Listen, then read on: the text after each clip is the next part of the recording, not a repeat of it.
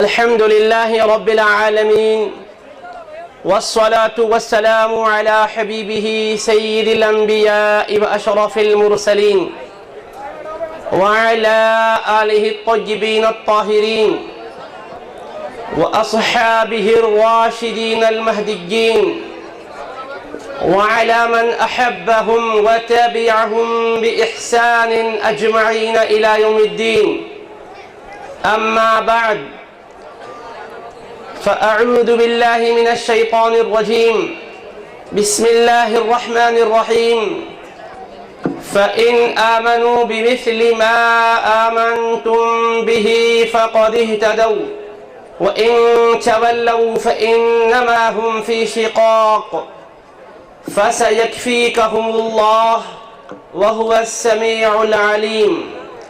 وقال تعالى في شأن حبيبه الكريم: إن الله وملائكته يصلون على النبي يا أيها الذين آمنوا صلوا عليه وسلموا تسليما. اللهم صل على سيدنا محمد وعلى آله وصحبه أفضل صلواتك وعدد معلوماتك وبارك وسلم. رونق اسٹیج معزز علماء کرام، مبلغین عظام، قابل قدر حاضرین و سامعین، اللہ سبحانہ و تعالی نے ہمیں بے شمار نعمتوں سے سرفراز فرمایا ہے. اللہ تبارک و تعالی کی نعمتوں کی ہمیں شکر گزاری کرنے کی تعلیم بھی دی ہے اور شکر گزاری پر نعمتوں میں اضافہ کرنے کا حکم بھی فرمایا ہے. ارشاد خداوندی ہے: لئن شکرتم لازیدنکم، اگر تم میری نعمتوں کی شکر گزاری کرو گے تو میں تمہارے لیے نعمتوں میں اضافہ فرماؤں گا. تو اللہ تبارک و تعالیٰ نے ہمیں سب سے بڑی نعمت اور دولت تو یہ دی ہے کہ حبیب پاک صلی اللہ تعالی علیہ وآلہ وصحبہ وسلم کی امت بابرکت میں پیدا فرمایا ہے. حبیب پاک صلی اللہ تعالی علیہ وآلہ وصحبہ وسلم کی نسبت غلامی کے شرف سے ممتاز فرمایا ہے اور اس کا کرم بالائے کرم یہ ہے کہ ہمیں نجات پانے والی جماعت اہل السنہ والجماعہ میں رکھا ہے. اللہ تبارک و تعالیٰ کی اس عنایت و مہربانی پر، اس کی اس کرم نوازی اور توفیق پر ہمیں شکر گزار رہنا چاہیے اور عقائد حقہ پر ثابت قدم رہنے کے لیے اللہ تبارک و تعالیٰ کی بارگاہ میں دعائیں کرتے رہنا چاہیے. کیونکہ ہم اور آپ دیکھ رہے ہیں کہ یہ پرآشوب دور ہے، فتنوں کا دور ہے. الیکٹرانک میڈیا، پرنٹ میڈیا ہمارے دین و ایمان، عقیدے کو اور تہذیب و ثقافت کو ختم کرنے کے درپے ہے. ایسے موقع پر ہم غلامان مصطفیٰ صلی اللہ تعالی علیہ وآلہ وصحبہ وسلم کی ذمہ داری پہلے سے کہیں اور زائد بڑھ جاتی ہے کہ ہم اپنے عقیدوں کا تحفظ کریں، اپنے حبیب پاک علیہ السلام سے اپنی وابستگی کو مضبوط اور مستحکم رکھیں. کیونکہ اللہ تبارک و تعالی نے اپنے کلام مجید میں ارشاد فرمایا ہے: یا ایھا الذین آمنوا خذوا حذرکم، اے ایمان والو تم اپنے بچاؤ کا سامان کر لو. اللہ تبارک و تعالیٰ نے ایمان اور عقیدے کو عطا کرنے کے بعد اس کی حفاظت کے لیے ہمیں مختلف تدابیر اختیار کرنے کی ہدایت فرمائی ہے. اور ہماری یہ کوشش ہونی چاہیے کہ جو ایمان اور عقیدے کی عظیم نعمت و دولت ہمیں ملی ہے، یہ نعمت و دولت ہمیشہ ہمارے سینوں میں بسی ہوئی رہے اور دنیا سے ہم جائیں تو ایمان کے ساتھ جائیں، تاکہ قبر میں بھی کامیاب ہوں، حشر میں بھی بامراد ہوں. اللہ تبارک و تعالیٰ نے اب رشد و ہدایت، کامیابی اور نجات کے سلسلے میں ہدایت یہ دی ہے: فَإِنْ آمَنُوا بِمِثْلِ مَا آمَنْتُمْ بِهِ فَقَدِ اهْتَدَوْا، اگر یہ دنیا والے بھی ایمان لائیں جیسا کہ اے میرے حبیب کے صحابہ و اہل بیت تم ایمان لائے ہو تو یقیناً ہدایت والے ہو جائیں گے. تو اللہ تبارک و تعالیٰ نے ہدایت پر کون ہے، کامیابی کس کو ملے گی، نجات کون پائیں گے، اس کے لیے ایک معیار اور کسوٹی بیان فرما دی ہے۔ وہ کیا ہے؟ جس کا ایمان اور عقیدہ صحابہ و اہل بیت کے ایمان و عقیدے کی طرح ہو گیا تو وہ کامیاب و بامراد ہو گیا، وہ ہدایت یافتہ اور ہدایت دینے والا ہو گیا۔ یہ قرآن کریم کا واضح حکم ہے اور دو ٹوک فیصلہ ہے۔ فَإِنْ آمَنُوا بِمِثْلِ مَا آمَنْتُمْ بِهِ فَقَدْ اهْتَدَوْا، اگر یہ بھی دنیا والے ایسے ہی ایمان لائیں اور ایسے ہی عقیدے والے بن جائیں جیسا کہ تم ایمان لائے ہو تو یقیناً یہ ہدایت والے ہوں گے۔ اب ہدایت یافتہ کون ہے، کامیاب کون ہے، اس کے لیے کسی کی رائے کو دیکھنے کی ضرورت ہے، نہ کسی سے صلاح و مشورہ لینے کی ضرورت ہے۔ اللہ پاک کا حکم ہے، بس یہ ایک معیار ہے، اس معیار پر آپ دیکھ لیں کہ ایمان صحابہ کا کیا تھا، ان کا عقیدہ کیا تھا، اہل بیت کا ایمان کیا تھا، ان کا عقیدہ کیا تھا۔ اور آج جو ایمان کی، اسلام کی دعوت دینے والے آپ کے سامنے ہیں، وہ کیا وہی ایمان اور عقیدے کی دعوت دے رہے ہیں یا اس کے برعکس کوئی اور نظریے کو وہ ایمان اور عقیدے کا نام دے کر پیش کر رہے ہیں؟ آپ باشعور لوگ ہیں، اللہ نے سمجھ بھی دی ہے، اللہ پاک نے فہم بھی دی ہے، اپنے پروردگار عالم کی بارگاہ سے پائی ہوئی فہم و سمجھ کو آپ استعمال کرتے ہوئے کام کریں، کیونکہ اللہ پاک نے ہمیں تاریکیوں میں نہیں رکھا ہے، اپنے محبوب پاک علیہ السلام کی نسبت سے اجالا دیا ہے اور فرمایا ہے الف لام را کتاب انزلناہ الیک لتخرج الناس من الظلمات الی النور، اے میرے محبوب ہم نے یہ رشد و ہدایت والی کتاب آپ پر نازل فرمائی ہے تاکہ آپ تمام انسانی طبقات کو اندھیریوں سے نکالیں اور روشنی کی طرف لائیں۔ اللہ تبارک و تعالیٰ نے فرمایا ہے کامیابیاں کیسے ملیں گی؟ فرمایا میرے محبوب آپ اندھیریوں سے نکالنے والے ہیں، اجالے کی طرف لانے والے ہیں۔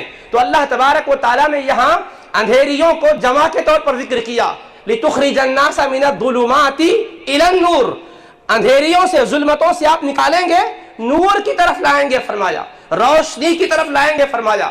تو اندھیریوں کو جمع لایا اور اجالے کو واحد لایا، مفرد کے طور پر ذکر کیا۔ آپ اجالے کی طرف لائیں گے فرمایا، اجالوں کی طرف نہیں، روشنی کی طرف لائیں گے فرمایا، روشنیوں کی طرف نہیں۔ اندھیریوں کے مقابل میں روشنیاں ہوتی ہے، تاریکیوں کے مقابل میں اجالے ہوتے ہیں، ادھر بھی جمع ہے تو ادھر بھی جمع ہونا چاہیے۔ مگر اللہ پاک نے فرمایا اندھیریوں سے آپ نکالیں گے اور اجالے کی طرف لائیں گے، روشنی کی طرف لائیں گے۔ کیا مطلب؟ قرآن کریم کے اس اسلوب سے یہ واضح ہو گیا کہ اندھیریاں تو بہت قسم کی ہے، ایمان سے دور ہونا، کفر میں ہونا ایک اندھیرا ہے، فسق و فجور میں ہونا ایک اندھیرا ہے، علم سے محروم ہونا ایک اندھیرا ہے، بدعملی میں پڑے رہنا ایک اندھیرا ہے، بے ادبی و گستاخی میں پڑے رہنا اندھیرا ہے۔ اندھیریاں تو مختلف ہیں، مگر ساری اندھیریوں کو ختم کرنا چاہو تو کئی اجالوں کی ضرورت ہی ہے، ایک ہی اجالا ہے، کئی روشنیوں کی ضرورت ہی ہے، ایک ہی روشنی ہے، وہ دامن مصطفیٰ سے وابستگی ہے۔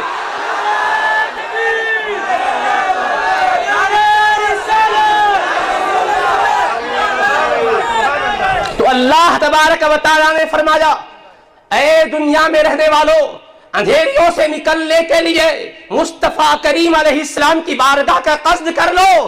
یہ مصطفیٰ علیہ السلام کی توجہ تمہارا جب نصیب بنے گی تو یہ وہ اجالا دیں گے، یہی ایک اجالا ساری اندھیریوں کے خاتمے کے لیے کافی ہے، اور روشنیوں کو ڈھونڈنے کی ضرورت نہیں ہے، اور اجالوں کی طرف جانے کی ضرورت نہیں ہے۔ یہ مصطفیٰ کی ذات، یہ وہ نور ہے کہ ان کی بارگاہ میں جو آ گیا اب وہ دنیا کو اجالے دینے والا ہو گیا، روشنیاں بانٹنے والا ہو گیا۔ حبیب کی ذات سے جو نور ملتا ہے ساری ظلمتیں اسی سے کافور ہوتی ہے۔ نعرہ تکبیر، نعرہ رسالت۔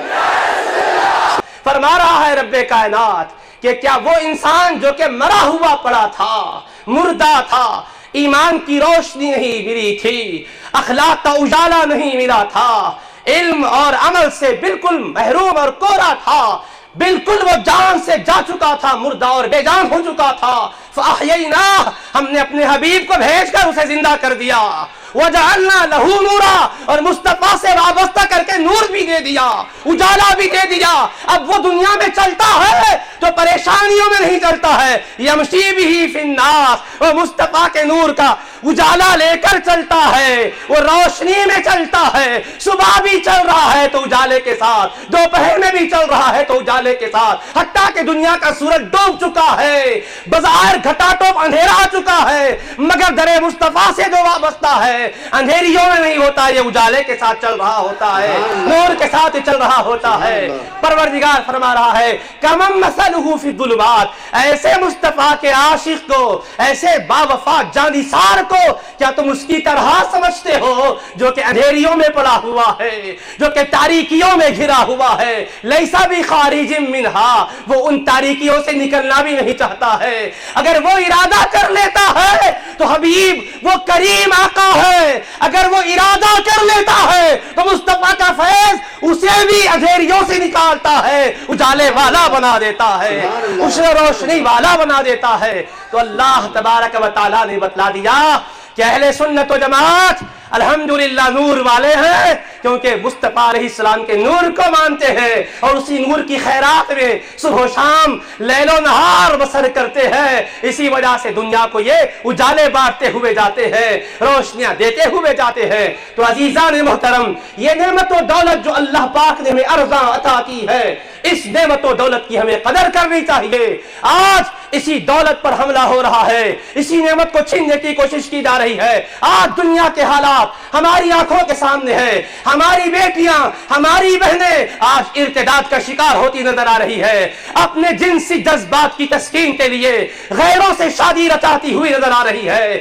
آج ہمارے نوجوان اپنے خواہشات کو پورا کرنے کے لیے غیروں کے ساتھ جذبات کا کھلواڑ کرتے نظر آ رہے ہیں۔ عزیزان محترم، پتہ نہیں ہے یہ نعمت ایمان جو اللہ نے دی ہے مصطفیٰ کے صدقے میں، یہ کس قدر و قیمت والی نعمت ہے، یہ کتنی شان و عزت والی دولت ہے، اس قیمتی سرمایہ کا ہمیں اندازہ نہیں ہے۔ ہم دنیا کے سامنے کمزور ہیں یہ سمجھ رہے ہیں، ارے نہیں، ہم بڑی طاقت والی جماعت ہے، بڑی قوت والی جماعت ہے، بہت نصیب والی جماعت ہے۔ اللہ نے ہمیں جو طاقتیں دی ہے، اللہ نے جو ہمیں عزتیں دی ہے، یہ طاقت و عزتوں کا اندازہ ہی نہیں کیا جا سکتا ہے، یہ کتنی بڑی نعمت و دولت ہے۔ آپ سوچئے، آج لوگ ریال بتا کر، ڈالر بتا کر آپ سے آپ کا ایمان چھیننا چاہتے ہیں، عقیدہ چھیننا چاہتے ہیں، تہذیب پر الغار کر رہے ہیں، ثقافت کی دھجیاں اڑانا چاہتے ہیں۔ عزیزوں، دنیا کے ان مکار، دنیا کے ان ڈاکوؤں کو یہ بتلا دو، اتمدوننی بمال فما آتانی اللہ خیر مما آتاکم، اے دنیا کے دولتوں کو بتا کر ہم سے ایمان چھیننے کا ناپاک ارادہ کرنے والوں، تم دے بھی کیا سکتے ہو اور ہے بھی کیا تمہارے پاس دینے کے لیے؟ کیا یہ مال کے ذریعے سے تم ہماری مدد کرنا چاہتے ہو؟ اس سے کیا تم ہمارے عقیدے کو چھیننا چاہتے ہو؟ ارے ہم ایمان کا سودا کرنے والے نہیں ہیں، ہم نسبت مصطفیٰ کا سودا کرنے والے نہیں ہیں، ہم غلامی مصطفیٰ کا رشتہ توڑنے والے نہیں ہیں۔ تم دولت دکھا کر ہماری غربت میں ہماری مدد کر کے ہم سے دامن مصطفیٰ کی وابستگی کو چھڑانا چاہتے ہو تو اے غریب مسلمانوں، فاقہ کشی میں زندگی بسر کرنے والوں، محنت کشی میں زندگی بسر کرنے والوں، فٹ پاتھ پہ پڑے رہنے والوں، نانے شبینے کے محتاج بن کر بھی زندگی گزارنا پڑے تو گزارنا، مگر ان مال و زر کی چمک دکھا کر ایمان کو چھیننے والوں کو بتا دینا ہمارے پاس جو نعمت ہے یہ بہت بڑی دولت ہے، تم اس سے محروم ہو، اللہ نے ہمیں بڑی نعمت دی ہے۔ سبحان اللہ، سبحان اللہ، نعرہ تکبیر، نعرہ رسالت۔ اتمدوننی بمال فما آتانی اللہ خیر مما آتاکم، ہر سنی مسلمان کا یہی جواب ہونا چاہیے۔ اے دنیا والو، اے ہم سے ہمارے عقیدے کا سودا کرنے کا ناپاک ارادہ کرنے والو، کیا تم مال کے ذریعے سے ہمیں مدد دینا چاہتے ہو؟ فما آتانی اللہ، جو اللہ نے ہمیں نعمت دی ہے، اللہ نے ہمیں علم دیا ہے، اللہ نے ہمیں نور ایمان دیا ہے، یہ جو نعمت ہے خیر مما آتاکم، یہ تمہارے خزانوں میں نہیں ہے، یہ تمہارے سرمایوں میں نہیں ہے، یہ تمہارے بیلنس میں، بینک بیلنس میں نہیں ہے، یہ جو نعمت ہے تمہارے پاس کی ہر شے سے عظمت والی ہے، رفعت والی ہے، نفع بخش نعمت ہے، اس کی عظمت کا اندازہ محشر کے میدان میں ہوگا۔ سارے کے سارے سکے وہاں کچھ بھی نہیں چلیں گے، وہاں اگر کوئی سکہ چلے گا تو عظمت مصطفیٰ جس کے سینے میں ہوگی اسی کا سکہ چلے گا۔ سبحان اللہ، نعرہ تکبیر، نعرہ رسالت۔ عشق حبیب کبریا صلی اللہ علیہ وآلہ وسلم جس کے سینے میں ٹھاٹے مار رہا ہوگا اسی کا بول بالا ہوگا، اسی کو عزت و عظمتوں سے نوازا جائے گا، اس کی رفعتوں کا کیا عالم ہوگا۔ اللہ اکبر، ذرا قرآن ہی سے پوچھو، اللہ کے محبوب سے وابستہ رہنے والے کیسے نعمتوں میں ہوں گے۔ اس وقت ان لوگوں کا جو حال ہوگا جو آج آپ کو دولت دکھا کر، آج آپ کو اپنی جماعت کی تعداد کی کثرت دکھا کر نبیوں کے سردار سے اور ایمان و عقیدے سے، آقا کی نورانی شان کے جلووں سے دور کرنا چاہتے ہیں۔ آپ سن لو، قرآن کہتا ہے یوم یقول المنافقون والمنافقات للذین آمنوا انظرونا نقتبس من نورکم۔ وہ محشر کا میدان بھی کیا شان والا میدان ہوگا۔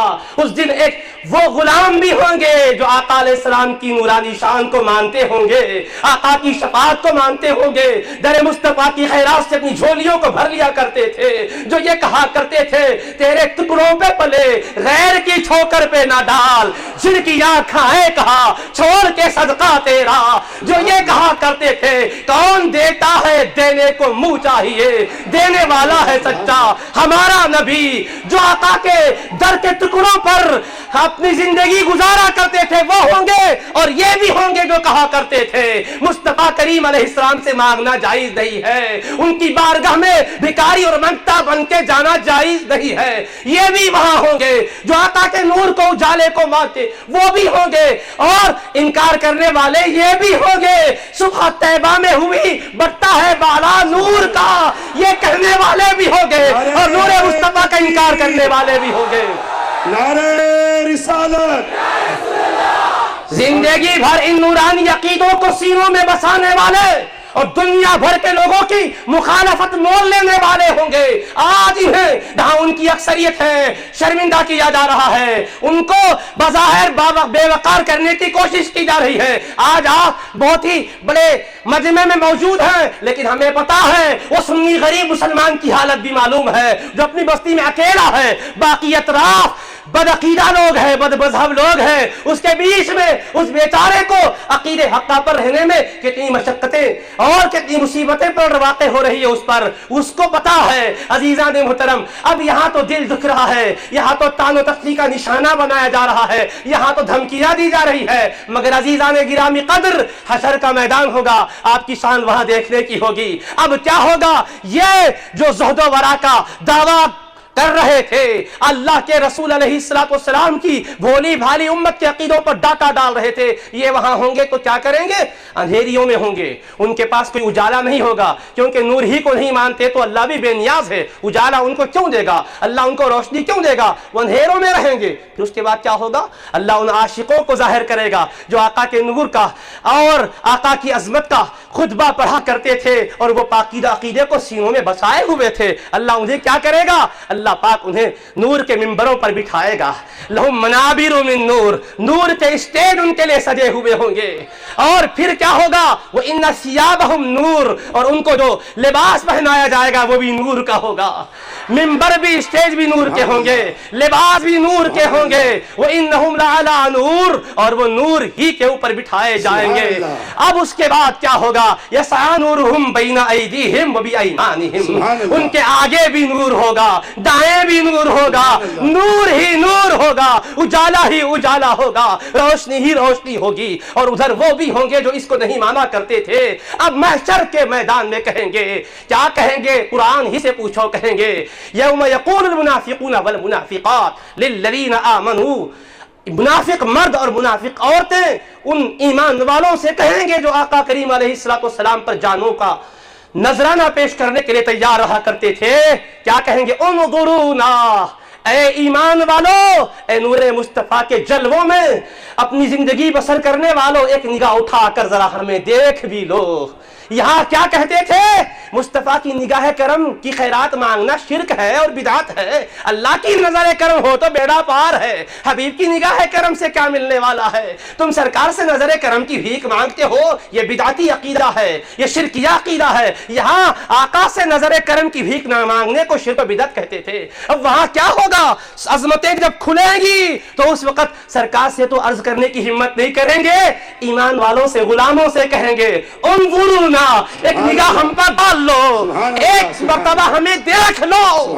یہاں زندگی بھر تمہیں تانا دیتے تھے، نظر کرم میں کیا ہوتا ہے، نگاہ پڑنے سے کیا ہوتا ہے۔ آپ کا تو یہ ایمان و عقیدہ ہے، وہ حبیب کی نگاہ مقدس سے زندگیاں سنورتی ہے، اور وہ بھی قرآن سے ثابت ہے۔ اللہ پاک نے کیا فرمایا، یتلو علیہم آیاتہ ویزکیہم ویعلمہم الکتاب والحکمہ، یہ میرے محبوب ہیں جو میری آیتیں پڑھ پڑھ کر میرے بندوں کو سناتے ہیں اور ان کے دلوں کو اپنی نگاہ فیض سے پاک صاف کرتے ہیں۔ اللہ نے ویزکیہم فرمایا، دلوں کو سنوارتے ہیں، پاک کرتے ہیں، پھر ویعلمہم الکتاب والحکمہ، اور کتاب و حکمت کا علم عطا کرتے ہیں۔ اللہ نے تلاوت کے بعد تعلیم کا ذکر نہیں کیا، قرآن حبیب پڑھتے ہیں اور علم دیتے ہیں نہیں فرمایا، قرآن پڑھتے ہیں، یہ زبان سے قرآن سناتے ہیں، نگاہ سے دلوں کی دنیا کو بدلتے ہیں اور علم سے سینوں کو لبریز کرتے ہیں۔ سبحان اللہ، نعرہ تکبیر، نعرہ رسالت، سبحان اللہ۔ تو وَيُزَكِّيهِمْ دلوں کو پاک کرتے ہیں۔ عزیزان محترم، ایک چھوٹا سا بچہ بھی سمجھ سکتا ہے کہ پاک کرنے کے لیے ناپاکی کیا ہے، اس کو جاننا ضروری ہے۔ کپڑے کو پاک کرنے کا کیا مطلب، کپڑا گندا ہو گیا، آپ کو پتا ہے کہ کہاں گندگی ہے تبھی تو پاک کریں گے، گندگی کا علم نہیں ہے تو پاک کیسے کریں گے، نجاست کو نہیں جانتے تو دور کیسے کریں گے۔ تو اللہ نے کیا بتلایا، میرا محبوب دلوں کو پاک کرنے والا ہے، تمہارے قلوب کو سنوارنے والا ہے۔ تو کیا مطلب، دلوں میں کون سی شے آ کر دلوں کو گندا کرتی ہے، مصطفیٰ جانتے ہیں تبھی تو پاک کرتے ہیں۔ اللہ نے بتا دیا، اے دنیا والوں، اس سائنٹیفک دور میں سارے آلے ایجاد کیے جا چکے ہیں، مگر بتاؤ کوئی ایسا بھی آلہ ہے جو دل کے اندر کے کفر کو جانتا ہو، دل کے اندر کے نفاق کو جانتا ہو، دل کے اندر کے حب دنیا کو جانتا ہو، ریا و تکبر کو جانتا ہو؟ نہیں نہیں، ہر آلے سے آپ بہت کچھ معلوم تو کر سکتے ہیں، مگر کس کے دل میں محبت ہے اور کس کے دل میں عداوت ہے معلوم نہیں کر سکتے، کس کے دل میں کفر ہے اور نفاق ہے معلوم نہیں کر سکتے۔ تو یہ سارے آلے عاجز ہیں۔ علم مصطفیٰ کی شان تو دیکھو کہ دلوں کی گندگیوں کو دیکھتے بھی ہیں اور نگاہ لطف و کرم سے اس کو دور بھی کرتے ہیں۔ تو یہ نگاہ کرم کا فیض ہے، یہ آپ ہم مانتے ہیں، مگر آج جو اس کو شرک و بدعت کہہ رہے ہیں ان کا حال محشر میں کیا ہوگا قرآن سے پوچھو، وہ کہیں گے انظرونا، ہمیں آپ لوگ دیکھ لو، کہیں گے انظرونا، پوری جماعت اہل ایمان سے خطاب کریں گے، اس شاخ کے مجمع سے خطاب کریں گے۔ وہاں انفرادی طور پر فیض لینے کا انکار کرنے والے کہیں گے انظرونا، اے غلامان مصطفیٰ ذرا ٹھہر جاؤ، ہمیں بھی آپ کے پاس آ جانے دو اور نگاہ اٹھا کر ذرا ہمیں دیکھ لو۔ کیا ہوگا، نقتبس من نورکم، ہم بھی آپ کے نور سے کچھ خیرات لے لیتے ہیں۔ یہاں نور مصطفیٰ کی خیرات پر اعتراض ہے، در مصطفیٰ کے صدقوں پر اعتراض ہے، وہاں ان کے غلاموں سے بھیک مانگ رہے ہوں گے۔ اب میرا سوال یہ ہے، یہاں تو آقا کی بارگاہ میں جا کر مانگنے کو شرک کہتے تھے، کیوں؟ توحید کے خلاف ہے، عقید توحید کا یہ تقاضا ہے کہ اللہ ہی سے مانگو، مصطفیٰ سے مانگو گے تو شرک ہو جائے گا، یہ فلسفہ یہاں تھا۔ تو اب بتاؤ محشر میں وہ توحید کا عقیدہ کیوں بھول گئے؟ وہاں بھی یہی کہنا تھا، ہم اندھیریوں میں ہیں، اے اللہ ہم تو تیری توحید کے ماننے والے ہیں، مولا ایک اجالا ہمیں بھی دے دے، ان کو جیسا تو اجالا دیا ہے تھوڑا سا اجالا ہمیں بھی دے دے۔ اللہ سے نہیں مانگیں گے، مصطفیٰ کے غلاموں سے مانگیں گے۔ اب بتاؤ اگر آقا کے در سے خیرات کا حاصل کرنا اور مانگنا یہ شرکی عقیدہ ہوتا تو یہ ظالم پھر محشر میں یہ شرکی عقیدے کا اظہار کیوں کرتے؟ اللہ نے بتایا ہے بدنصیبو، میرے مصطفیٰ کے در کی خیرات کے سلسلے میں تم نے شرک کا فتویٰ دیا، میں سمد ہوں، بے نیاز ہوں، میں نے دنیا میں تو سب کو موقع دیا ہے، میرا انکار کرنے والا بھی پلتا رہا، مجھ کو نہیں ماننے والا بھی جیتا رہا، میں نے رزق و روزی اس کو بھی دی، تمہیں موقع دیا تو تم یہ فخر کرنے لگ گئے۔ اگر ہمارا عقیدہ غلط ہوتا تو پھر ہمیں اتنا پھیلنے کا موقع کیوں ملتا تھا، ہمارا چینل اتنا ترقی کیوں کرتا تھا، ہمارے ہاتھ پر اتنے لوگ مسلمان کیوں ہوتے تھے؟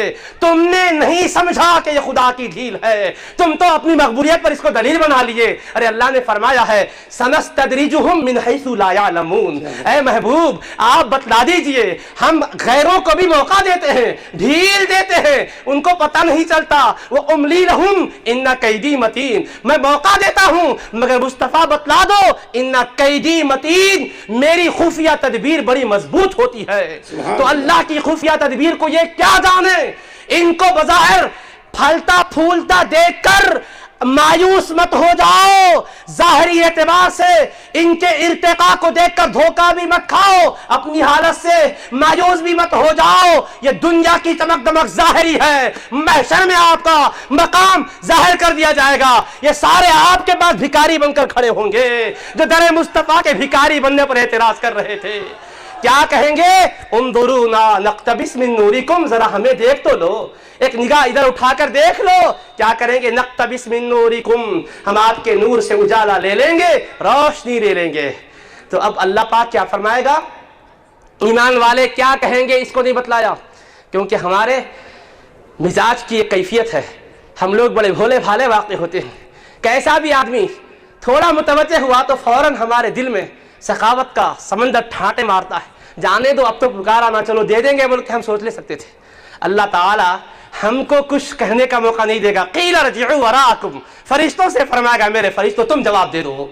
ये मेरे मुस्तफ़ा के मक्कार और गद्दार आज गुलामों को भीख मांगते हुए उनके पास आए हैं, आका का इनकार करके आए थे, अब उनको तुम जवाब दे दो। इरजिउ वराअकुम, पलट के जाओ अपनी दुनिया की तरफ, फल्तमिसू नूरा, वहां जाके नूर तलाश कर लो।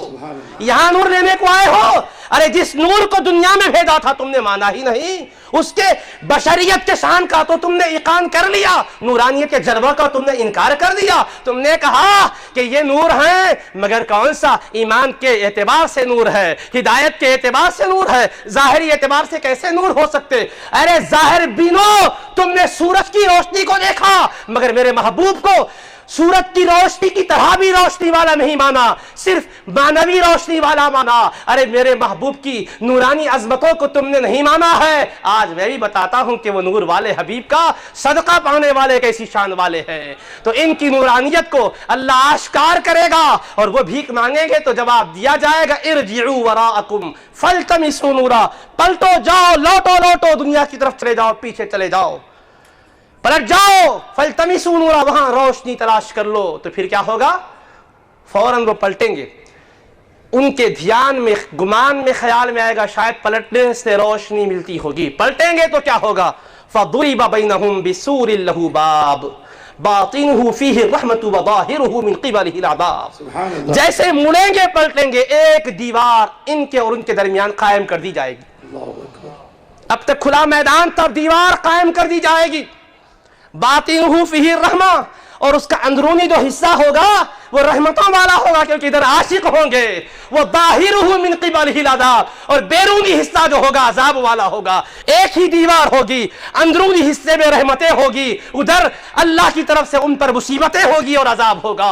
अब वो जब उधर पड़ जाएंगे, दीवार बीच में आ जाएगी, तो क्या करेंगे, युनादूनहुम, अब वो वहां से निदा देंगे और पुकारेंगे। यहां दूर से आका करीम अलैहिस्सलाम को गुलाम अपने करम के लिए, अपने ऊपर करम करने के लिए पुकारते हैं तो कहते हैं निदाए या रसूल अल्लाह शिरक है। वहां जाकर या रसूल अल्लाह कहकर सलाम पढ़ो तो ठीक है, दूर से या नबी सलाम अलैका पढ़ना जायज नहीं है। दूर और नजदीक के सुनने वाले वो कान, काने लाले करामत में लाखों सलाम, ये बिदाती अकीदा है, हम नहीं मानते।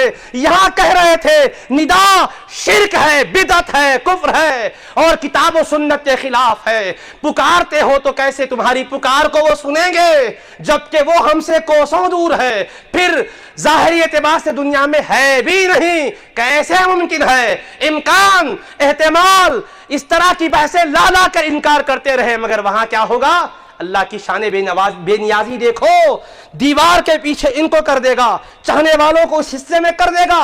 और वो पुकारेंगे तो किसको पुकारेंगे, युनादूनहु नहीं है, अल्लाह को पुकारेंगे, नहीं आया, युनादूनहुम, मुस्तफा के गुलामों को पुकारेंगे, दीवार के पीछे से पुकारेंगे। अब जो कहते थे पीठ के पीछे की खबर नहीं है, दीवार के पीछे की खबर नहीं है, उन जालिमों को बताया जाएगा अब तुम भी तो दीवार के पीछे से उनको पुकार रहे हो। दीवार के पीछे की, अरे उनके दीवानों को खबर है तो वो तो आका है, उनको कैसे खबर नहीं होगी। नारे तकबीर, नारे रिसालत, सुभान अल्लाह, सुभान अल्लाह। युनादूनहुम, तो वो दूर से दीवार के उस पार से आशिकों को निदा देंगे, मुहिब्बों को पुकारेंगे, गुलामों से इल्तिजाएं करेंगे, युनादूनहुम। अब अगर किसी दूसरे को मदद के लिए पुकारना शिर्क होता, यही इनका अकीदा सच्चा होता, इस पुकारने की इनको इजाजत नहीं दी जाती, मगर अल्लाह ने उनके अकीदे के झूठे होने को उनसे ही जाहिर कर दिया है। ए झूठो, दुनिया में तुमने कहा था मुस्तफा को पुकारो तो शिर्क होगा, अल्लाह के महबूब पाक के गुलामों को, औलिया को मदद के लिए पुकारो तो बिदअत तो हराम होगा, शिर्क होगा। अरे आज तुमसे ही पुकारने लगाता हूं, अब पुकारो तुम भी। और ये दुनिया में निदा का इनकार करने पर यहां की निदा तुमको दे देगा, पुकारो। पुकारेंगे और क्या कहेंगे? अलम नकुम माअकुम। अब बड़े हमदर्दी से कहेंगे, आप हजरात के साथ क्या हम दुनिया में नहीं थे? अलम नकुम माअकुम, क्या हम लोग आपके साथ नहीं थे? हमारे भी तो आपसे तिजारती ताल्लुकात थे, हम भी तो बिरादराने वतन के नाते आपके साथ उठते बैठते थे, मसाजिद में तो हम भी आया करते थे और मजमों में कभी कभी हम भी तो आके बैठ गए थे। आज क्या बात है, क्या आप लोग सरफराज हैं, हमारा ख्याल नहीं करते? पुकारेंगे और गुफ्तगू भी करेंगे तो मतलब क्या हुआ? एक तरफ तो ये अकीदा है दीवार के पीछे से दूर से पुकारना जायज नहीं है, पुकार कर अपने झूठ होने का ऐलान भी कर रहे हैं और फिर मारूजा भी कर रहे हैं, बात भी कर रहे हैं, निदा भी है, खिताब भी है। यहाँ निदा को भी शिर्क कहते रहे, खिताब को भी शिर्क कहते रहे, मारूजा करने को भी नाजायज कहते रहे, वहां अर्जो मारूज भी चल रही है। अलम नकुम माअकुम, क्या हम आपके साथ नहीं थे? अब वो जवाब देंगे। पहले तो जब उनसे कहेंगे जरा एक नजर देखो, हम रोशनी ले लेंगे, तो अल्लाह ईमान वालों को जवाब देने के लिए नहीं मुकल्लफ करेगा, फरिश्तों से जवाब दिलवा देगा, इरजिउ वराकुम। अब यहाँ ये कहेंगे क्या आपके साथ हम लोग नहीं थे? तो अल्लाह फरमाएगा हाँ जवाब दे दो। अब ये जवाब क्या देंगे? कालू बला, क्यों नहीं थे आप लोग बराबर, हमारे साथ तो थे, हम कब नहीं बोले आप नहीं थे? वलाकिन्नकुम फतनतुम अंफुसकुम, लेकिन आप लोग अपने आप को फितनों में डाल चुके थे और फितना गरी अपना शियार बना चुके थे, और तब तुम शक-शुबे की बीमारी में घिरे हुए थे। तुम लोग बेयकीनी के अंधेरियों में पड़े रहे, हम यकीन के उजाले में रहे, हम यकीन के उजाले में थे, तुम अगर मगर के अंधेरों में पड़े थे, हम उजाले में थे यकीन के कि आका अलैहिस्सलातु वस्सलाम ही ने तो हमें अल्लाह के एक होने की खबर दी है। तो सरकार जब अल्लाह के एक होने की गवाही दिए हैं, अल्लाह जो गैबुल गैब है उसकी जात से हमें आशनाई बख्शी है, तो फिर कायनात का कौन सा जर्रा आका से छुपा हुआ होगा? और कोई गैब क्या तुमसे निहा हो भला, जब ना खुदा ही छुपा तुम पे करोड़ों दुरूद। हम तो ये अकीदा रखा करते थे। नारे रिसालत, सुभान अल्लाह, जिंदाबाद, सुभान अल्लाह, सुभान अल्लाह। तो अजीज़ान मोहतरम, अल्लाह के हबीब अलैहिस्सलातु वस्सलाम के इन उम्मतियों को जब वो पुकारेंगे, कहेंगे क्या हम आपके साथ नहीं थे? तो ये कहेंगे थे तो सही, वलाकिन्नकुम फतनतुम अंफुसकुम वतरब्बसतुम वरतबतुम, और तुम अपने आप को फितनागर बनाए रखे, फितने मचाते रहे, ईमान और अकीदे पर डाका डालते रहे, तुम साजिशों में हमेशा मसरूफ और मशगूल रहे, और फिर इंतजार भी करते थे कि अहले सुन्नत पर क्या मुसीबत आएगी, ये गरीब मुसलमान कब परेशान हाल हो जाएंगे। वह तरब्बस्तुम, हम पर अल्लाह तबारक व तआला की आजमाइश अगर आती तो तुम खुश होते थे, वरतब तुम और शक की बीमारी में पड़े रहे और ख्वाहिशात नफ्सानिया के तुम पैरोकार बन गए, हत्ता के शैतान ने तुमको अल्लाह तबारक व तआला से धोखे में रखा था। अब तो कुछ नहीं होगा, फलयौम ला युखज़ु मिनकुम फिद्या, आज तुमसे कुछ लेकर भी रिहाई तुम्हारी नहीं की जाएगी, अब पड़े रहो जहां है पड़े रहो, फरमा दिया जाएगा।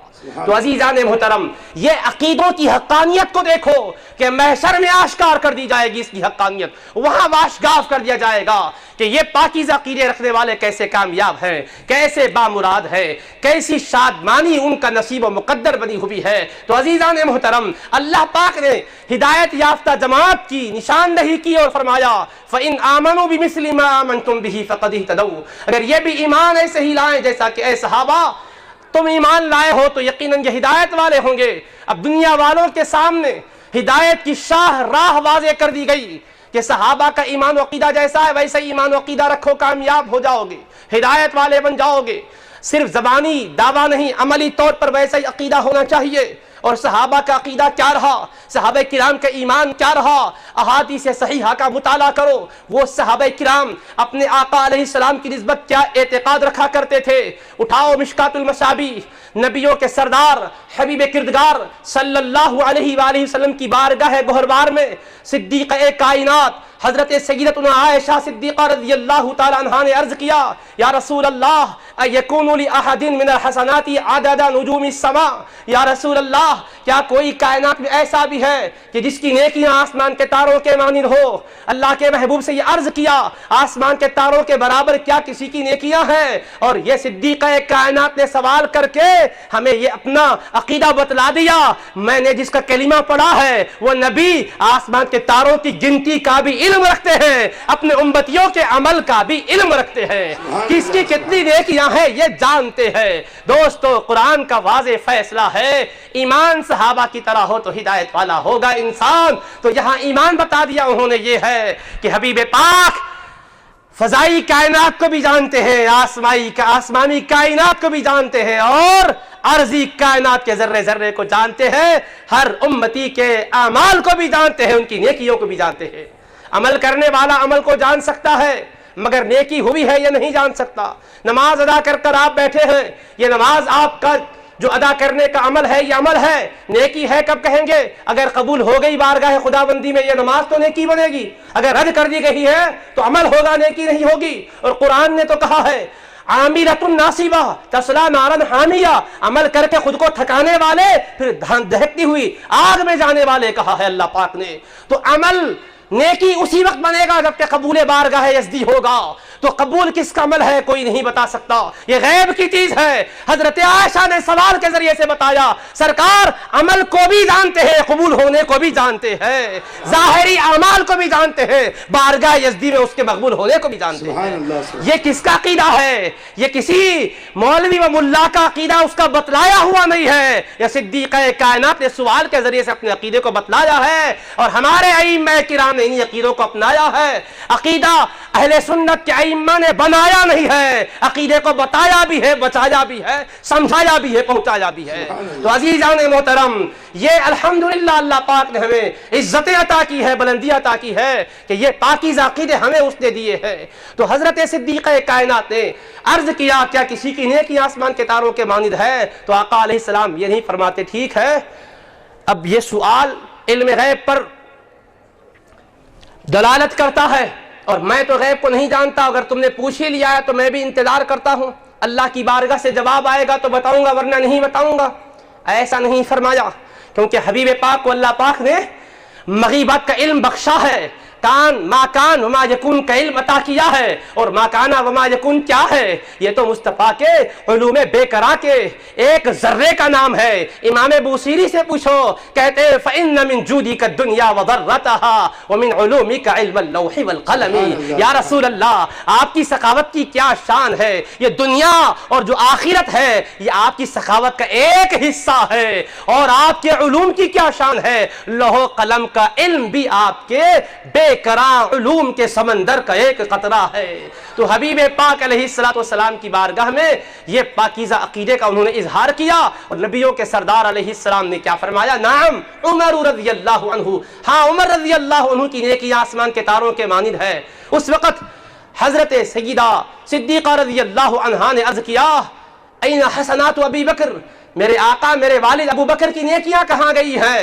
حبیب پاک نے فرمایا انما جمیع حسنات عمر کا حسنت واحدۃ من حسنات ابی بکر۔ اے صدیقہ کائنات سن لو، عمر کی ساری نیکیاں ابو بکر کی ایک نیکی کی طرح ہے رضی اللہ تعالی عنہما۔ تو انہوں نے اپنے والد بزرگوار کی نیکیوں کے سلسلے میں پوچھا تو آقا نے فرمایا ان کی ایک نیکی ایسی ہے کہ صدیق اکبر کی وہ ایک نیکی فاروق اعظم کی ساری نیکیوں پر بھاری ہے۔ یا ایک اور عقیدہ بھی یہاں سے آقا نے سکھلا دیا، عمر رضی اللہ عنہ بھی امتی ہے، صدیق اکبر بھی امتی ہے، یہ بھی سرکار کے صحابی وہ بھی سرکار کے صحابی ہے، دونوں بھی صف اول میں نماز پڑھنے والے، غزوات میں معارک میں شریک ہونے والے، حبیب پاک کے دین کے لیے اپنے جان و مال کا نذرانہ پیش کرنے والے، ہر خیر کے کام میں سبقت کرنے والے، یہ سارے کمالات کے اوصاف میں دونوں برابر شریک ہیں، دونوں بھی کلمہ پڑھنے والے ہیں، آقا ان کو کلمہ عطا کرنے والے ہیں، یہ ایمان لائے ہیں، آقا ایمان دیے ہیں۔ آقا نے کیا بتایا؟ دونوں میرا کلمہ پڑھنے والے، میرے پیچھے نماز پڑھنے والے دونوں بھی برابر عمل کر رہے ہیں، مگر عمل میں برابر نہیں ہے۔ ایک صدیق اکبر ہے کہ ان کی ایک نیکی وہ ہے کہ فاروق اعظم کی ساری نیکیاں اس پر قربان ہے۔ تو آقا نے بتایا ارے امتی امتی عمل میں برابر نہیں ہو سکتے ہیں، تو بدنصیبو یہ عقیدہ کیسے درست ہوگا کہ عمل کر کے امتی بھی نبی کی طرح ہو سکتا ہے؟ معاذ اللہ، 100 بار استغفر اللہ۔ نعرہ تکبیر، نعرہ رسالت، نعرہ غوث۔ حق و انصاف کیا ہے، دین و دیانت کیا ہے، رشد و ہدایت کیا ہے، اس کو سمجھنے کے لیے آپ کو کھلی آنکھوں سے حقائق کا ملاحظہ اور مشاہدہ کرنا ہے۔ دوستو آج ہم کسی پر ریمارک نہیں کر رہے ہیں، ہم آپ کے سامنے آئینہ رکھ رہے ہیں۔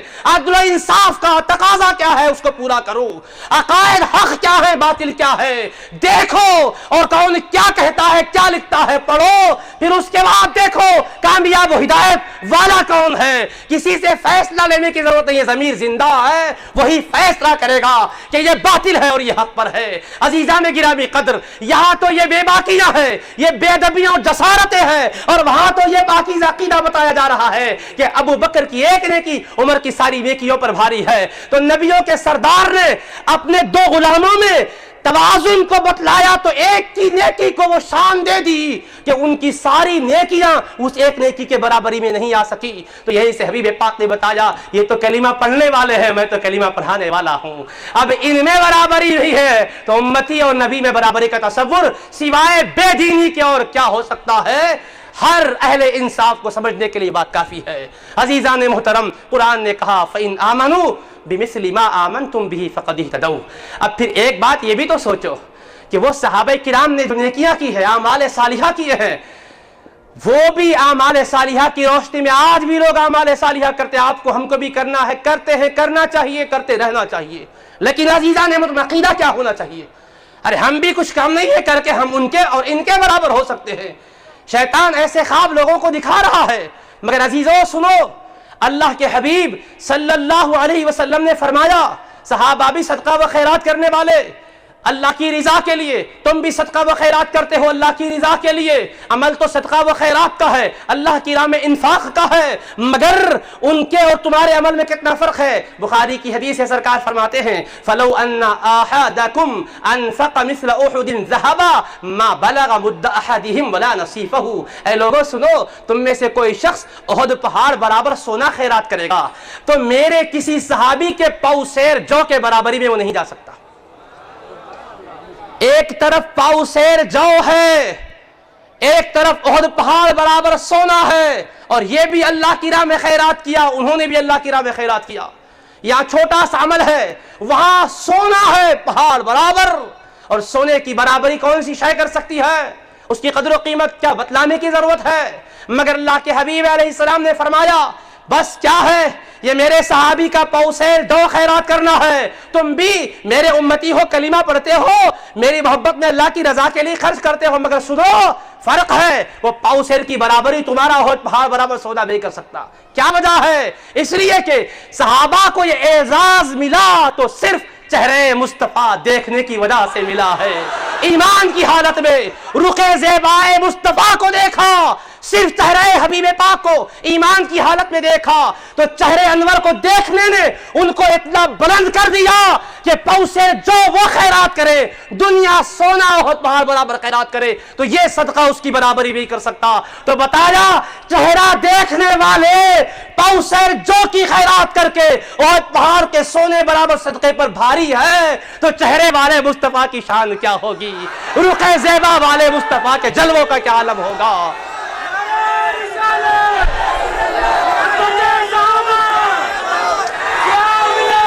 تو عزیزان محترم آج کے اس پرآشو پرفتن دور میں اللہ تبارک و تعالیٰ نے ہمیں جو بصیرت و بصارت دی ہے اس کو کام میں لاتے ہوئے حق کو سمجھنے کی ہمیں کوشش کرنی ہے، اور بد عقیدگی اور بد مذہبی سے ہماری نسل کو بچانے کی ذمہ داری ہماری ہے۔ ہم کو اس کا مکلف کیا گیا ہے، تعلیم و تربیت کرنا اور اصلاح اور تلقین کرنا آپ کا ہمارا کام ہے۔ عزیزان محترم اندھے ہیں لوگ، حقائق نہیں معلوم ہے، روا روی میں دیکھا دیکھی سنا سنی کسی کو صحیح سمجھتے ہیں اور سمجھتے اگر یہ غلط ہوتے تو اتنا چرچا نہیں ہوتا, اتنی کتابیں نہیں لکھی جاتی, اتنا دین کا کام نہیں ہوتا. ارے خدا بے نیاز ہے, غیروں سے بھی دین کا کام لیتا ہے. اگر بظاہر کسی نے دین کا اور علم کا بڑا کام بھی کیا ہے تو کیا اس کی وجہ سے اللہ کا پیارا بن گیا؟ حبیب کو اگر چاہتا ہے, آقا کا ادب کرتا ہے تو اللہ کا پیارا ہے, ورنہ حبیب پاک نے فرمایا ان اللہ لا یؤید ھذا الدین بالرجل الفاجر. صحیح مسلم شریف میں حدیث ہے, کسی کے دین کے ظاہری کاموں کو دیکھ کر, مال و دولت خرچ کرنے کو دیکھ کر اللہ کا چہیتا ہے, بس سمجھو حبیب پاک کے در کا وفادار غلام ہے تو وہ اللہ کا پیارا ہے. دولت سے وہ اللہ کا پیارا نہیں بنتا, دولت سے آدمی کی قسمت نہیں سنورتی. آقا جسے نوازے قسمت کا وہ دھنی ہے, آقا جسے نوازے قسمت کا وہ دھنی ہے. تو عزیزان محترم, اللہ کے محبوب پاک صلی اللہ علیہ وآلہ وسلم کا چہیتا, آقا کا وفادار امتی ہے تو وہ اللہ کا پیارا ہوگا. اللہ باپ, اللہ تبارک و تعالیٰ بے نیاز ہے, بہت کچھ کرنے کے بعد بھی اللہ تبارک و تعالیٰ اس کو رائے گا کرتا ہے, اور اس سے کوئی کام اگر ہو گیا تو اس کے کام سے وہ اچھا اور پیارا نہیں ہو گیا. اللہ نے حبیب پاک نے فرمایا ہے, اللہ پاک کبھی غلط آدمی سے بھی دین کا کام لے لیتا ہے. لَيُؤَيِّدُ هَذَا الدِّينَ بِالرَّجُلِ الْفَاجِرِ. ہم دیکھ رہے ہیں کہ بھائی ایسے انداز سے دین کو پیش کر رہے ہیں, اغیار اش کر رہے ہیں, دنگ ہو گئے. واہ واہ, اتنا بڑا کام کرنے والا غلط کیسے ہوگا؟ تو تم اس کے کام سے اس کو اچھا سمجھتے ہو یا اللہ کے بتلائے ہوئے معیار پر اترنے کے بعد اس کو اچھا سمجھو گے؟ بولو, یہ معیار کس نے دیا ہے؟ اللہ نے قرآن کریم کے ذریعے سے دیا ہے. یہ معیار پر اتر گیا, چھوٹا بھی کام کرا تو وہ بڑا ہے. اگر یہ معیار پہ نہیں اترا تو ڈھیروں عمل کا ذخیرہ میں رکھا تو وہ بڑا کیا, وہ اللہ کے پاس کوئی قدر کا قابل ہی نہیں ہے. آپ ایسے ہی نہیں سنیے گا, بخاری شریف میں, مسلم شریف میں حدیث پاک ہے, صحاح ستہ میں حدیث پاک ہے. حبیب پاک علیہ السلام جلوہ فرما ہے, صحابہ کرام آپ کی بارگاہ اقدس میں حاضر ہے اور آقا مال غنیمت تقسیم فرما رہے ہیں. اسی دوران کیا ہوتا ہے, آقا سامنے والوں کو عطا کرتے ہیں, دائیں جانب بیٹھنے والوں کو عطا کرتے ہیں, پیچھے جانب کچھ لوگ تھے آقا نے انہیں نہیں دیا, اور سرکار کو پتا ہے کس کو کیا دینا ہے. اللہ کے محبوب پاک علیہ السلام کسی کو دیتے ہیں تو دینے کی حکمت بھی آقا جانتے ہیں, نہیں دیتے ہیں اس کے عدم استحقاق کو بھی آقا جانتے ہیں. سچا چاہنے والا ہے تو جس کو مل گیا وہ بھی خوش ہوتا, نہیں ملا بھی تو وہ کہتا ہے میں مایوس کیوں ہوں, یہ دربار محمد ہے, یہاں اپنوں کا کیا کہنا, یہاں سے ہاتھ خالی غیر بھی جایا نہیں کرتے. اگر نہیں ملا ہے تو نہ ملنے میں میرے لیے کوئی بہتری ہوگی, عاشق یہ سوچتا ہے. اور سرکار نے یہ فرمایا بھی ہے, بخاری شریف میں حدیث پاک ہے, آقا فرماتے ہیں کسی کو میں دیتا ہوں اور کسی کو نہیں دیتا ہوں, تو جس کو دیتا ہوں تو اس لیے دیتا ہوں کہ کہیں اس کو نہ دینے کی وجہ سے کوئی آزمائش میں وہ نہ پڑ جائے, اور کسی کو نہیں دیتا ہوں تو نہیں دینے سے وہ مایوس نہ ہو. کبھی ایسا ہوتا ہے اس کے دل کے اندر بڑا ایمان قوت کے ساتھ جلوگر ہوتا ہے اور بڑا متوکل ہوتا ہے, تو نہ دیکھ کر بھی میں نہیں دے کر بھی اس کی استقامت کا امتحان لیتا ہوں. اللہ کے حبیب نے یہ بھی فرمایا, مگر وہ جن کو نہیں دیا وہ ایسا نہیں تھا, وہ تو بد نصیب تھے, وہ تو بے ادب تھے, مگر نہیں ملنے سے مایوس بھی نہیں ہونا. بسا اوقات شیطان وسوسے ڈالتا ہے, اتنی مرتبہ ہم نے بھی حاضری دی مگر ایک ہمارا معروضہ پورا نہیں ہوا. ارے کیا پتا ہے, اللہ کے محبوب کے پاس سے ہر شے ملتی ہے, مگر ہمارے لیے بہتر کیا ہے وہ آقا جانتے ہیں. ہم سمجھتے ہیں یہ ملے تو بہتر ہے, آقا جانتے ہیں کہ اس کے بجائے کوئی اور شے وہ ہمارے لیے بہتر ہے. ہمارے آقا اپنے غلاموں کو محروم نہیں کرتے, جو اس کے لیے سب سے زیادہ بہتر ہے وہی دیتے ہیں. تو الغرض عزیزان محترم, نہ ملنے پر کیا کہا, کھڑے ہو کر کہنے لگا اعدل یا محمد, یا محمد صلی اللہ علیہ وسلم عدل کیجیے آپ, آج آپ نے انصاف سے کام نہیں لیا. شیطان ہمارا دشمن ہے, اس نے بہت زیادہ عبادتیں کی, بہت زیادہ سجدے کیے, اس کے بعد وہ راندہ درگاہ ہوا, تو اس نے دیکھا کہ اتنے عبادتوں کے بعد مجھے پٹک دیا گیا, تو کس وجہ سے, صرف بے باکی کی وجہ سے. میں نے آدم کو سجدہ نہیں کرنے کے بعد کیوں نہیں کیا کہہ کر پوچھا تو کہا تھا انا خیر منہ, میں آدم سے بہتر ہوں. میں نے بے باکی کا اظہار کیا اور بے ادبی کا جملہ کہا تو اللہ نے ساری عبادتوں کی فضیلتوں سے مجھے محروم کر دیا, جنت سے نکال دیا اور پٹک دیا, ہمیشہ کے لیے مجھے لعنتی بنا دیا. تو شیطان کو پتا ہے کہ محرومی کا سب سے بڑا قوی کون سا ذریعہ ہے, بے ادبی ہے, گستاخی ہے, جسارت ہے, تعلی ہے. اس نے یہی کیا کہ جب بھی انبیاء دنیا میں آتے رہے, لوگوں کو بھٹکاتا رہا, تو وہی ذریعہ سب سے زیادہ استعمال کیا جس کا تجربہ اس کی ذات پر ہو چکا تھا. اپنی ذات پر تجربہ کیا, کیا کیا کہ بے ادبی کرنے سے میں پٹکا گیا، اگر ان کو بھی بے ادبی کراؤں گا تو یہ بھی ذلیل و خوار ہو جائیں گے۔ اس لیے ہر زمانے میں انبیاء کے مقابل میں کفار کہتے تھے ان انتم الا بشر مثلنا، آپ تو ہم جیسے ہی بشر ہو۔ یہی صورتحال ہوئی جب اللہ کے محبوب علیہ السلام جل بگر ہوئے تو سوچا ختم نبوت کے تاجدار آ چکے ہیں، حبیب کردگار آ چکے ہیں، احمد مختار آ چکے ہیں، غریبوں کے غم گسار آ چکے ہیں، اب ان سے بہت زیادہ فیض امت کو ملے گا، محروم کرنا ہے تو کیسا کرنا۔ تو اس نے سوچنے کے بعد ایک بات اختیار کی کہ اب اگر میں کسی کو بے ادبی کرنے کے لیے کہوں تو کوئی بھی تیار نہیں ہوگا، لہذا کیا کرنا چاہیے، کلمہ پڑھنے کے بعد ان کے دل میں ڈالنا چاہیے یہ ایک نیکی کی بات ہے، اور نیکی کی دعوت دینا تو نیکی ہی ہے، نبی کے سامنے بھی تمہیں حق بات کہنی چاہیے۔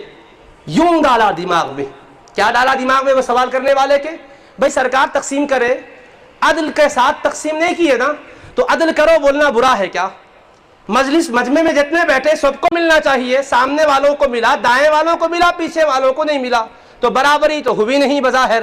اب ہم یہی کہیں گے کہ آقا برابری کیجئے، عدل کیجئے، تو نبی سے عدل کرو کہنا گناہ ہے، نہ بے ادبی ہے، گستاخی ہے، نہ گالی ہے، معاشرے میں بھی گالی نہیں ہے۔ عدل کرو کہنا تو ایک نیکی کی دعوت ہے۔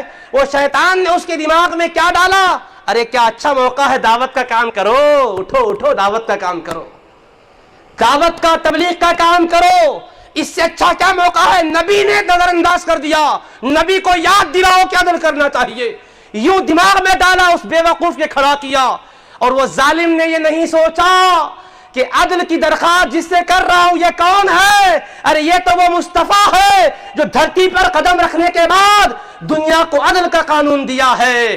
آقا حضرت سیدہ آمنہ رضی اللہ عنہا کے گود میں دونوں طرف دودھ پیے، حلیمہ سعدیہ کے گود میں آئے، سیدھی طرف کا دودھ پی کر بائیں طرف کا چھوڑ دیے، کیونکہ ان کے ایک صاحبزادے اور بھی تھے جو دودھ پینے والے تھے۔ ارے بے انصافی کے ماحول میں ہمارے آقا نے عدل کا قانون دے دیا عملی طور پر۔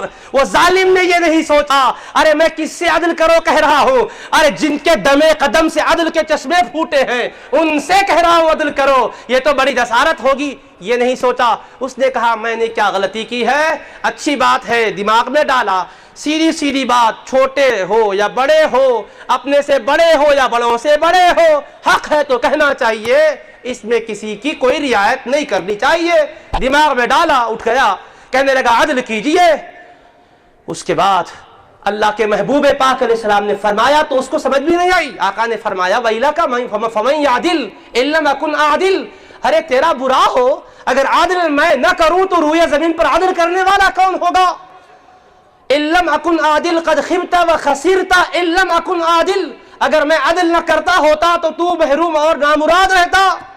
اتنی اس خیرات میرے در سے پا رہا ہے اور آج عدل کرو کہہ رہا ہے۔ واللہ لا تجدون بعدی من ہوا اعدل منی، قسم بخدا میرے سوا کائنات میں تم کوئی اور عدل کرنے والے کو اس شان کا نہیں پاؤ گے۔ عدل کا قانون تو سمجھانے والا بھی میں، عملاً دکھانے والا بھی میں، مجھ سے کیا کہہ رہے ہو؟ آقا نے سمجھایا، مگر بے ادبی کرنے کے بعد حق بات سمجھ میں نہیں آتی۔ آج آپ سمجھائے اور کسی کے سمجھ میں نہ آئے تو مایوس مت ہو جاؤ۔ بے ادبی کرنے کے بعد نبی پاک نے بھی فرمایا تو سمجھ میں بات نہیں آئی۔ آقا نے فرمایا کہ کتنی بڑی جسارت ہے، قسم بخدا روئے زمین پر سب سے بڑھ کر عدل کرنے والا تو میں ہوں، میرے سوا کون سب سے بڑھ کر عدل کرنے والا ہوگا بولو؟ میں عدل نہ کرتا تو تم محروم رہ جاتے۔ محبت سے آقا نے سمجھایا مگر ظالم نے نہیں سمجھا۔ اس کے دماغ میں یہی ہے کہ بات تو میں نے صحیح کہی ہے، یہ کیا بات ہے، مل جاتا تو سمجھتا تھا عدل ہو گیا۔ آقا نے ہدایت کی بات کہی مگر نہیں سنا، فاروق اعظم سے رہا نہیں گیا، عرض کرنے لگے اذن لی فیہ اضرب عنقہ، آقا اجازت عطا فرمائیں میں اس کی گردن اڑا دوں گا۔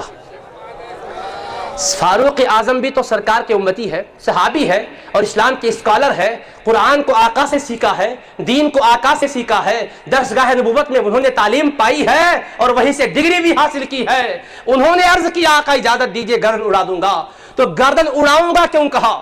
فاروق اعظم کی نظر نے اس کو واجب القتل کیوں سمجھا؟ کیا اس نے اللہ کا انکار کیا تھا؟ کیا اس نے نبی کی نبوت کا انکار کیا تھا؟ کیا رسول کی رسالت کا انکار کیا تھا؟ کیا اس نے تصور آخرت کا انکار کیا تھا؟ کیا فرشتوں کا انکار کیا تھا؟ کیا آسمانی کتابوں کا انکار کیا تھا؟ مجھے بتاؤ ایمان مفصل میں جن چیزوں کو ماننا ہے ان میں سے کون سی چیز کا انکار کیا تھا؟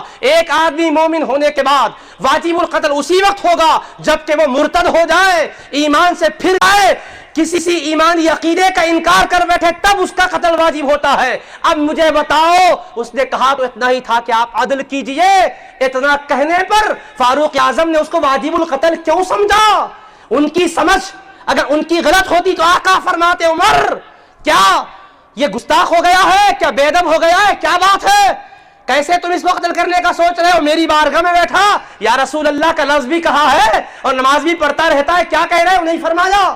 تو مطلب فاروق اعظم نے کیا سمجھا؟ درسگاہ مصطفیٰ کے طالب علم نے یہ سمجھا چاہے کتنا بھی وہ نماز کیوں نہ پڑھ لے، اگر زبان سے ایک بار بھی نبی کی بارگاہ میں بے باکی کا لفظ بول دیتا ہے تو وہ نمازی تو کجا مسلمان بھی نہیں رہتا ہے۔ یہ فکر فاروق اعظم ہے، یہ عقیدہ فاروق اعظم ہے، اور ان کا تنہا عقیدہ نہیں، جماعت صحابہ بھی ہے، کسی نے ان پر نکیر نہیں کی، اعتراض نہیں کیا۔ نہ حبیب پاک نے یہ فرمایا کہ عمر قتل کے قابل نہیں ہے، لائق گردن زدنی نہیں ہے، نہیں فرمایا۔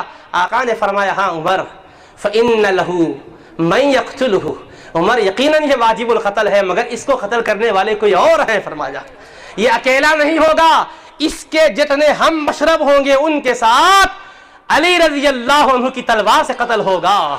تو اللہ کے حبیب نے، نبیوں کے سردار نے، امن و سلامتی کا پیغام دینے والے پیغمبر سلامتی وہ راحت نے بتایا اگر آقا کی بارگاہ کی گستاخی کرتا ہے اسے اس دھرتی پر امن سے رہنے کا حق ہی نہیں ہے۔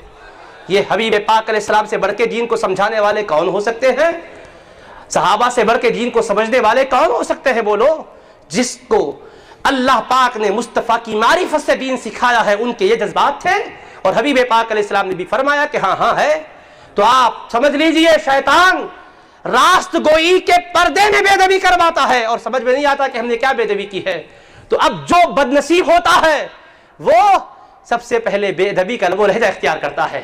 اب کون حق پر ہے کون باطل پر؟ اس وقت کون ہے یہ فرقے والے؟ آپ کو ناموں کے ساتھ نشاندہی بھی کرنے کی ضرورت ہے۔ جہاں بے باکی بے ادبی ہے آپ خود فیصلہ کر لیتے ہیں کہ بے ادبی بے باکی جسارت ہم شریک دعوے انانیت غرور کی جہاں سے بدبو آ رہی ہے وہی اس فرقے سے تعلق رکھنے والے ہیں۔ جو بانی فرقے کا حکم ہے اس کے چیلوں کا بھی وہی حکم ہوگا۔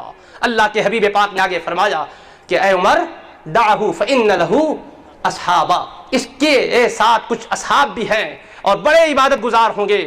یحقر احدکم صلاتہ مع صلاتہم، تم میں سے کوئی بھی اپنی نماز کو اس کی نماز کے مقابل میں معمولی سمجھیں گے، اپنے روزوں کو ان کے روزوں کے مقابل میں حقیر جانو گے، بہت زیادہ نماز اور روزوں کا اہتمام کرنے والے ہوں گے۔ اللہ کے حبیب فرماتے یقرؤون القرآن، نمازی بھی ہوں گے، روزے دار بھی ہوں گے، قرآن کے قاری بھی ہوں گے۔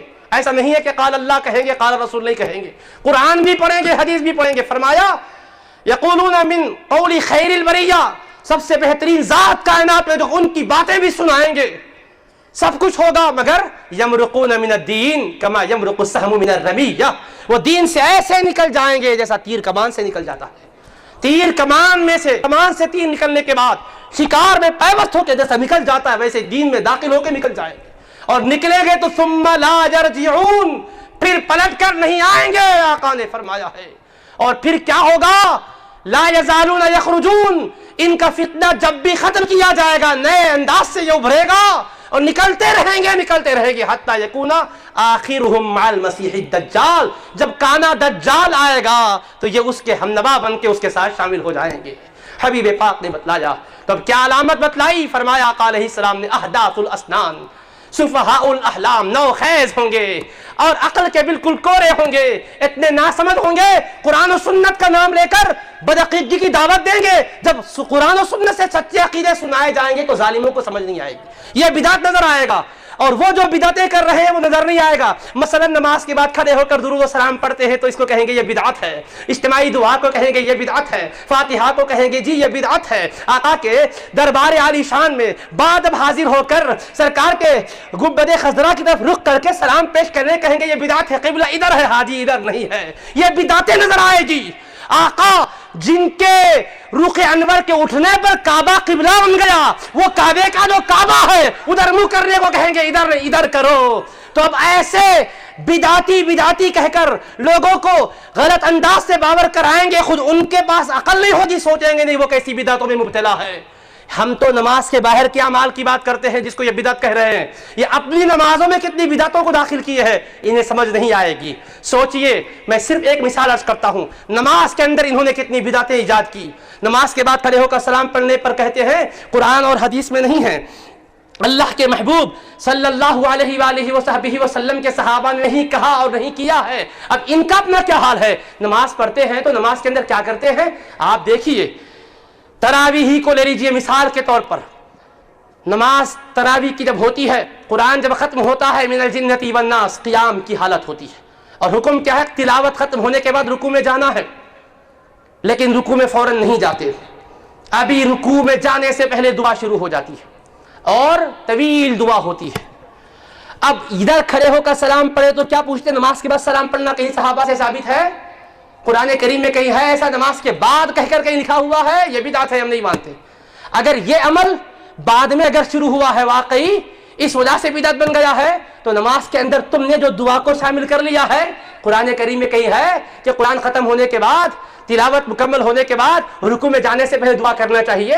کسی آیت میں ہے تو بتاؤ, بخاری میں ہے تو کہیں بتاؤ, مسلم میں ہے تو بتاؤ, ترمذی میں ہے تو بتاؤ, ابو داؤد ابن ماجہ نسائی میں ہے تو بتاؤ. بلکہ یہی نہیں, دنیا علم حدیث کی کسی ضعیف کتاب میں بھی کوئی ایک روایت ہے تو بتا دو کہ اللہ کے محبوب نے قرآن پڑھنے کے بعد رکوع میں جانے سے پہلے کھڑے ہو کر دعا کی ہو, یا صحابہ نے کی ہو, یا خلفاء نے کی ہو, یا اہل بیت نے کی ہو, یا ائمہ اربعہ میں سے کسی امام برحق نے کی ہو. بتاؤ, نہیں بتا سکتے.